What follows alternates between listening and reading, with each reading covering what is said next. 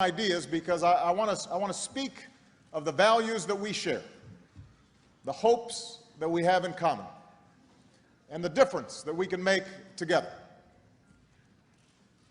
When you think about it, the journeys of the United States of America and Brazil began in similar ways, home to ancient and indigenous peoples. From overseas, the Americas were discovered by men who sought a new world, and settled by pioneers who pushed westward across vast frontiers. We became colonies, claimed by distant crowns, but soon declared our independence. We then welcomed waves of immigrants to our shores, and eventually, after a long struggle, we cleansed the stain of slavery from our land. The United States was the first nation to recognize Brazil's independence and set up a diplomatic outpost in this country.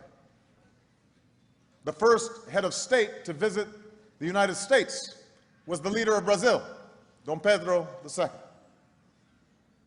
In the Second World War, our brave men and women fought side by side for freedom. And after the war, both of our nations struggled to achieve the full blessings of liberty.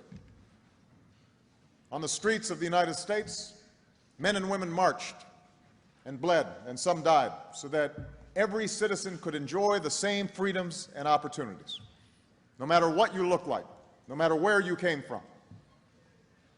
In Brazil, you fought against 2 decades of dictatorships for the same right to be heard, the right to be free from fear, free from want.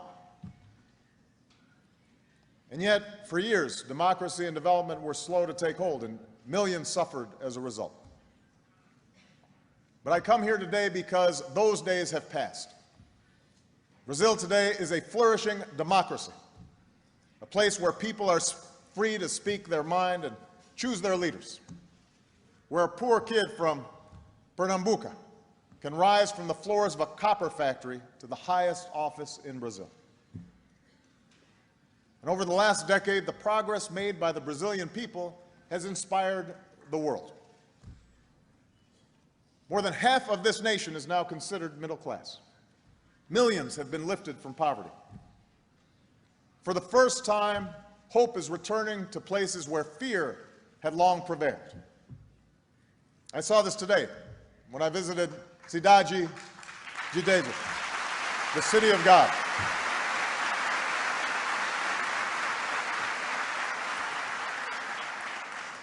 It isn't just the new security efforts and social programs, and I want to congratulate the mayor and the governor for the excellent work that they're doing. But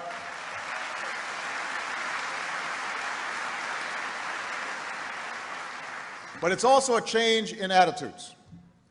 As one young resident said, people have to look at favelas not with pity, but as a source of presidents and lawyers and doctors, artists, and people with solutions.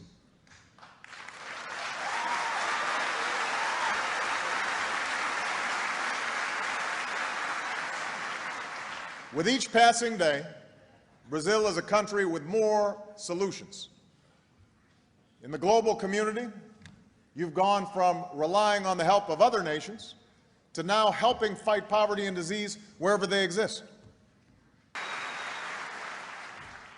For so long, Brazil was a nation brimming with potential but held back by politics, both at home and abroad.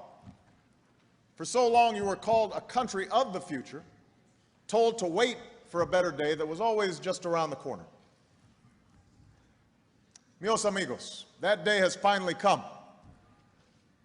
And this is a country of the future no more. The people of Brazil should know that the future has arrived. It is here now, and it's time to seize it.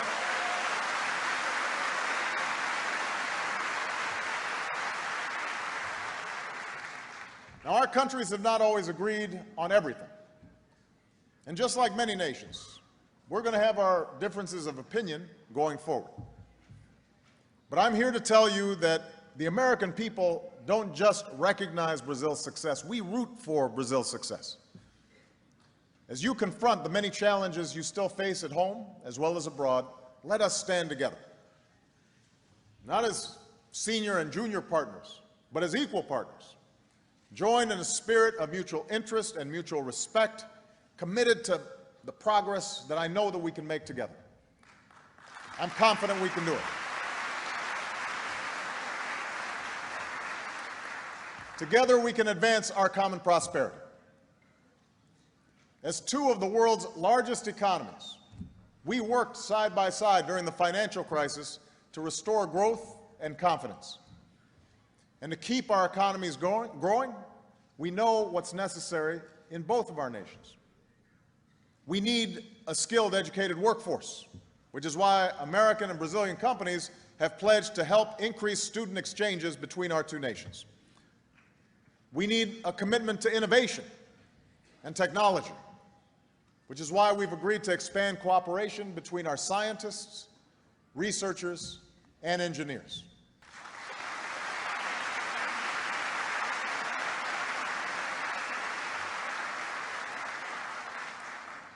Together, our two nations can also help defend our citizens' security.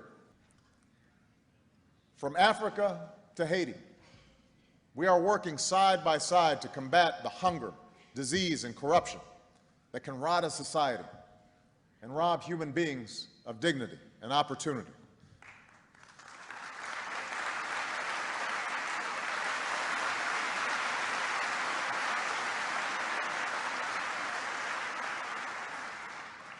In these and other efforts to promote peace and prosperity throughout the world, the United States and Brazil are partners, not just because we share history, not just because we're in the same hemisphere, not just because we share ties of commerce and culture, but also because we share certain enduring values and ideals. We both believe in the power and promise of democracy. We believe that no other form of government is more effective at promoting growth and prosperity that reaches every human being, not just some, but all. And those who argue otherwise, those who argue that democracy stands in the way of economic progress, they must contend with the example of Brazil. The millions in this country who have climbed from poverty into the middle class, they did not do so in a closed economy controlled by the state. You're prospering as a free people with open markets and a government that answers to its citizens. You're proving that the goal of social justice and social inclusion can be best achieved through freedom, that democracy is the greatest partner of human progress.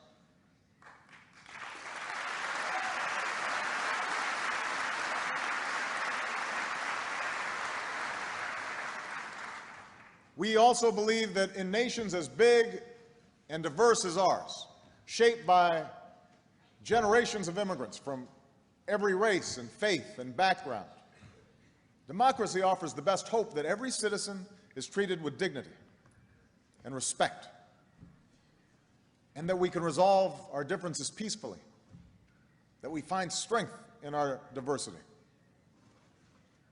We know that experience in the United States. We know how important it is to be able to work together, even when we often disagree. Now, I understand that our chosen form of government can be slow and messy. We understand that democracy must be constantly strengthened and perfected over time. We know that different nations take different paths to realize the promise of democracy. And we understand that no one nation should impose its will on another. But we also know that there are certain aspirations shared by every human being. We all seek to be free. We all seek to be heard. We all yearn to live without fear or discrimination. We all yearn to choose how we are governed, and we all want to shape our own destiny. These are not American ideals or Brazilian ideals. These are not Western ideals. These are universal rights, and we must support them everywhere.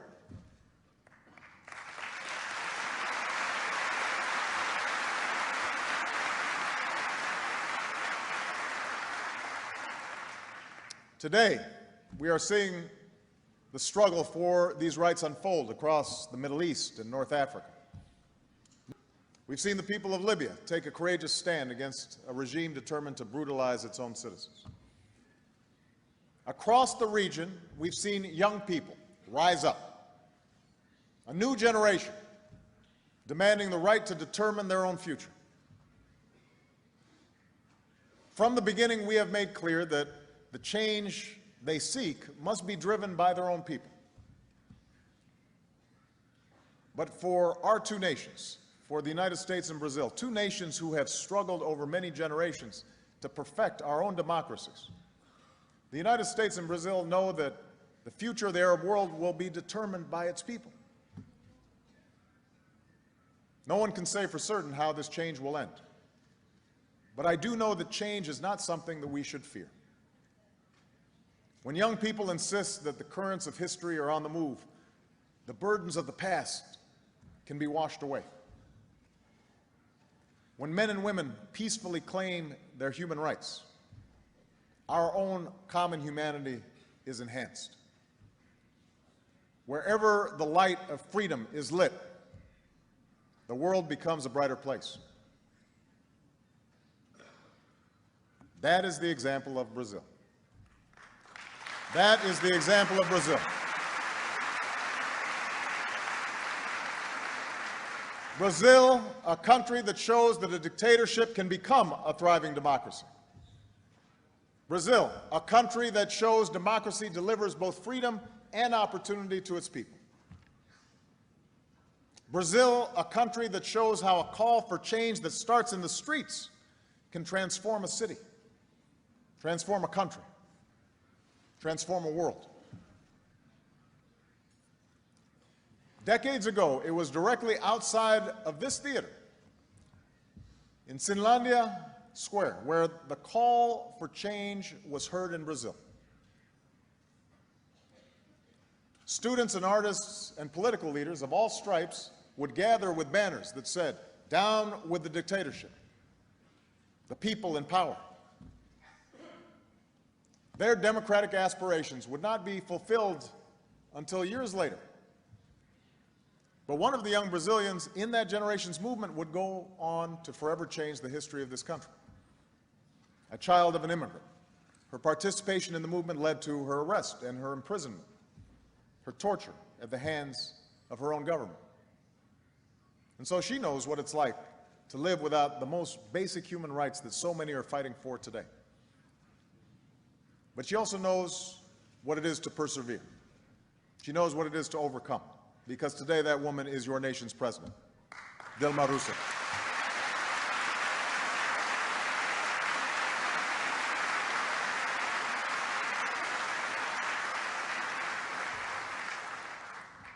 Our two nations face many challenges. On the road ahead, we will certainly encounter many obstacles. But in the end, it is our history that gives us hope for a better tomorrow. It is the knowledge that the men and women who came before us have triumphed over greater trials than these. That we live in places where ordinary people have done extraordinary things. It's that sense of possibility, that sense of optimism that first drew pioneers to this new world. Muito obrigado. Thank you, and may God bless our two nations. Thank you very much.